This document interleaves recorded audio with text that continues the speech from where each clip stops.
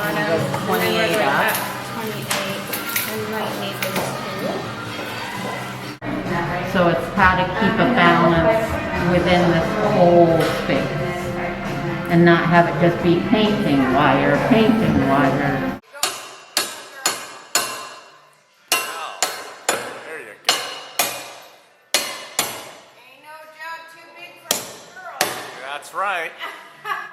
And this is the part that is fun.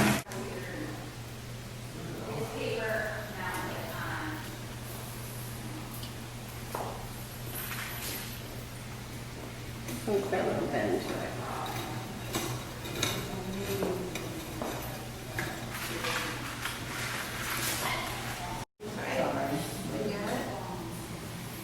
That people, you know, see this shape and then they see it repeated somewhere else, and there start to be themes that people, you know, can find.